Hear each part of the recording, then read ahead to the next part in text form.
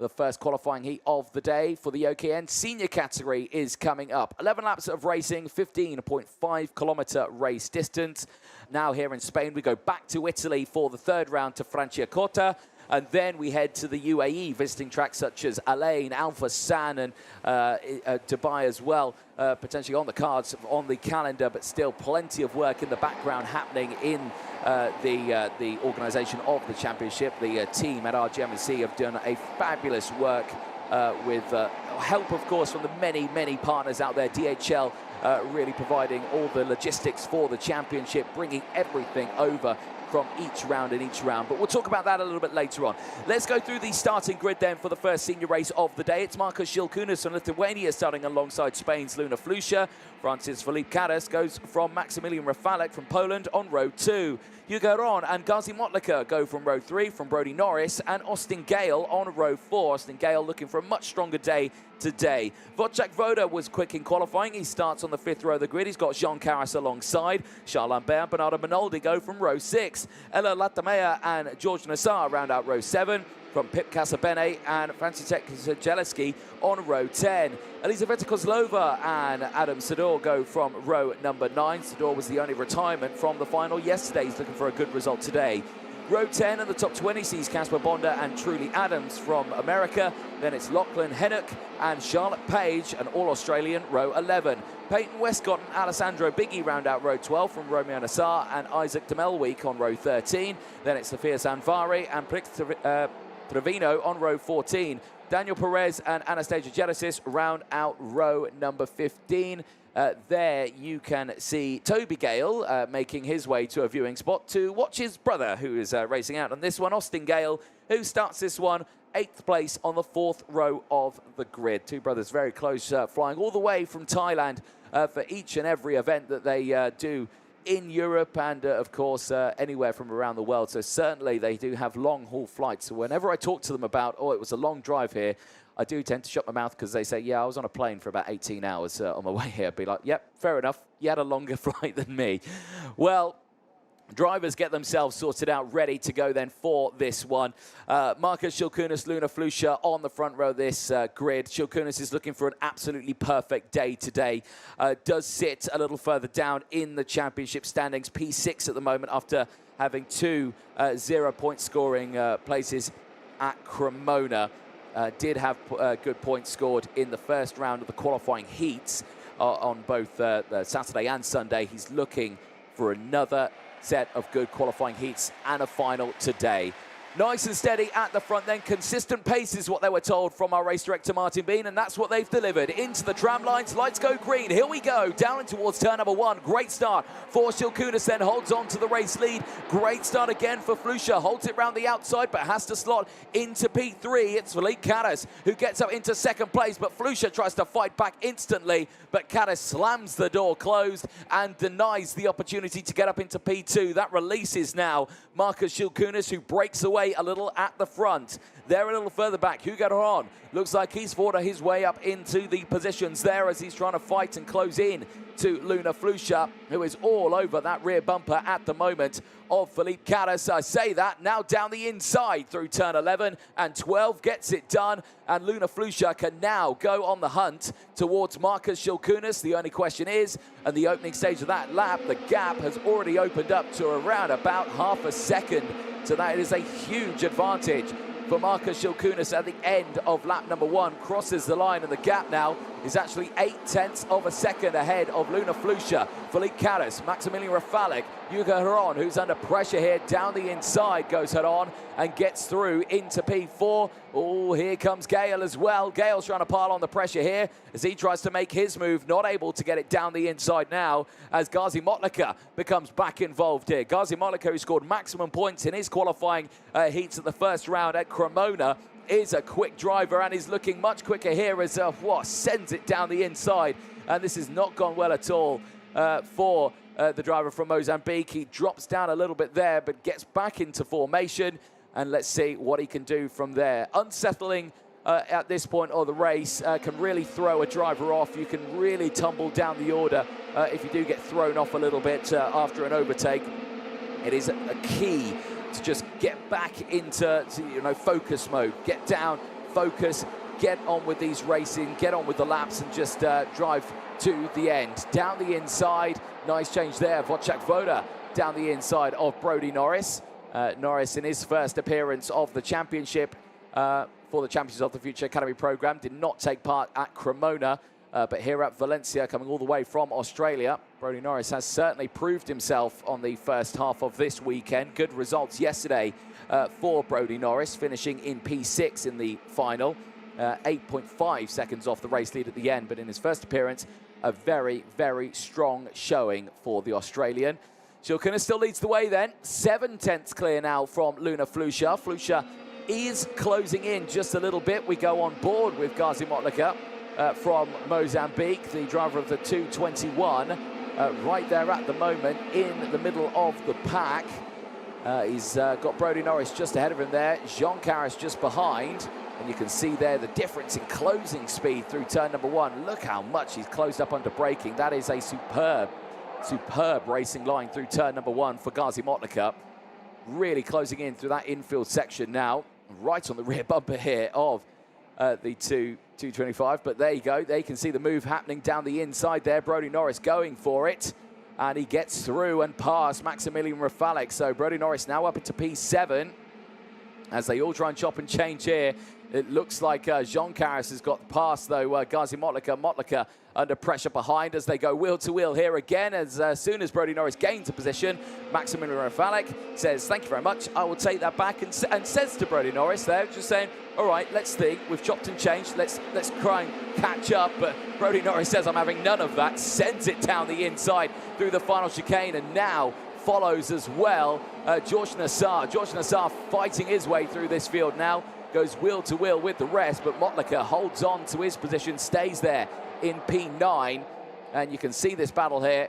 This is P9 and P10 now in the middle of the pack. Very, very close between these two, but Motlaka again having to defend. This is down the inside now. George Nassar getting it done, getting that move through turn number 7, a prime overtaking opportunity. Just sends it down the inside there. Back a little further up in the order here. This is Brodie Norris again, who is still in front of Maximilian Rafalek, has opened up that gap just that little bit more as they try and close down on the likes of Austin Gale. Still here, Nassar. Bernardo Benoldi there has got involved now. Caras is trying to get involved. Big send down the inside for them, all clipping the curb there. Not what you want to do for Jean Caras. He gets to the front of this field now, but he might be under pressure in towards turn number 1 here. Gazi Motlaka holding on to the inside line and gets that move done down the inside line. Pip Casabene follows through as well as they go wheel to wheel in towards turn number 3, chopping and changing positions over the curb there for one driver behind. I think that may have been Bernardo Benoldi getting caught out by that curb, and now you can see that battle is really concertinaed up here. Look at this scrap going on. Elizaveta Kozlova, Ella Latamea also in this battle. Charlotte Page is just behind as well, one of the Discover Your Drive initiative drivers trying to get involved, but as Pip Casabene sends it down the inside of Jean Caras further up the order, they are still chopping and changing here on lap number 6 of the race. All the meanwhile, they are losing time to the battle up in front. Marcos Schilkunis is still leading the way and is now controlling that gap. Luna Flusha was closing in as side-by-side action here. Big send down the inside for the 2-1-3 of Maximilian Rafalek on Brodie Norris. Brodie Norris not able to hold on to that position, and will jump in behind here.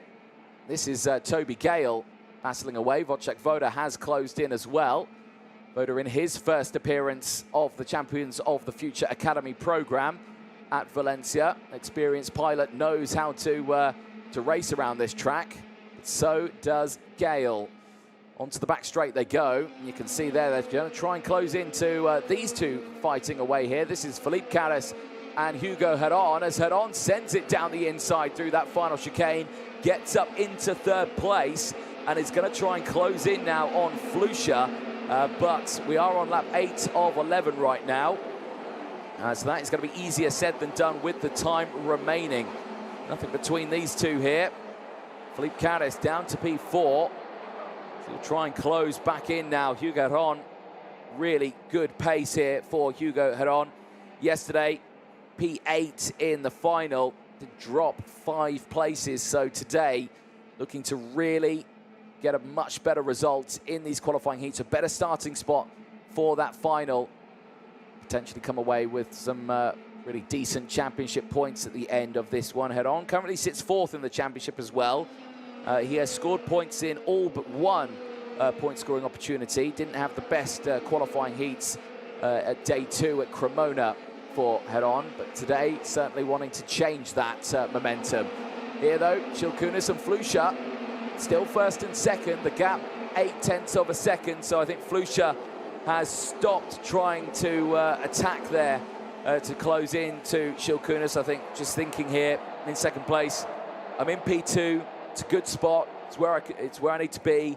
You know, we can get good points at the end of this one, we can be still leading the championship, but crucially, save the tyres. That is the ultimate thing. I was speaking to Shilkunas a little bit this morning, and he was saying that, yeah, you know, the tyres felt good at the start of the final, but, you know, nearing the end, they started to get a little bit slippery, a little bit slidey, just in the end few laps of the race. So again, you want to try and look after these tyres, push them for a good couple of laps maybe at the start of these races, but go into consistency mode. Look after them, don't burn them too much, don't stress them out going into the corners, you know, scrubbing those tyres, squealing through the corners. Just keep it defensive here as down the inside, looks and tries Wojciech Woda, but just couldn't get the move down the inside of Austin Gale. They do have to be careful here though, because Maximilian Rafalik has closed in. Rafalik could shake things up here. The battle for P5 very much on.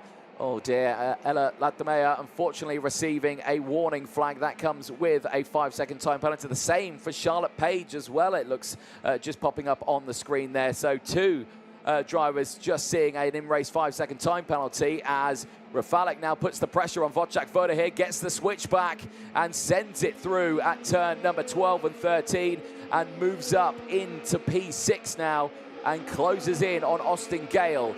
So Wojciech Woda couldn't get past Gale, but can Maximilian Rafalik get past as we go on to the final lap of the race? Shilkunas leads away from Luna Flusha. Gale goes defensive here. This is the battle for P5. Rafalik not able to get it done down the inside. Head On still there in 3rd place from Philippe Callas. Now it's the battle here for P5. Austin Gale, Maximilian Rafalik, Wojciech Woda right here, 5th, 6th and 7th on circuit. It's the closest battle right now in the top 10, but Rafalik not able to get the move done just yet. Here's your race leader, Marcus Shilkunas. He's looking for a perfect day today, as long as he can look after those tyres ready for the final. He makes his way onto the back straight. He's looking for some decent championship points here.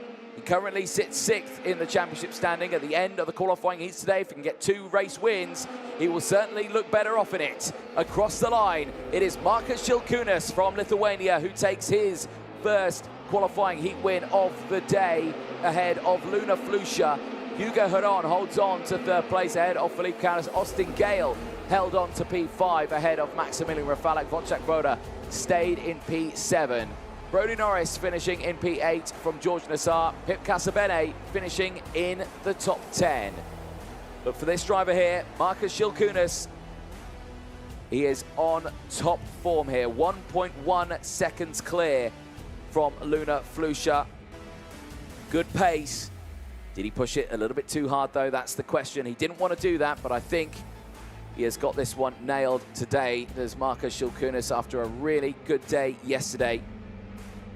Superb points gained for Marcus Shilkunas. Maximum points in the qualifying heats yesterday, 25. He takes his 3rd win of the weekend, but first off today ahead of Luna Flusha and Hugo Head On in 3rd place. Superb effort then from the top 3. They break away from the rest of the field. We'll have a look at the full standings at the end of this one. Provisional, of course, we have gone over the top 10. Gazi Mollica just sits outside that top 10 in P11 ahead of Jean Carras. Ella Latamea finishing in 13th place, but with that 5-second time penalty. Charlotte Page finishes just behind as well. 8 positions gained, but also 5-second time penalty, unfortunately, will tumble down the order. Lachlan Hennock finishing in 15th place, 6 places gained. We'll jump up a couple more with those penalties just ahead.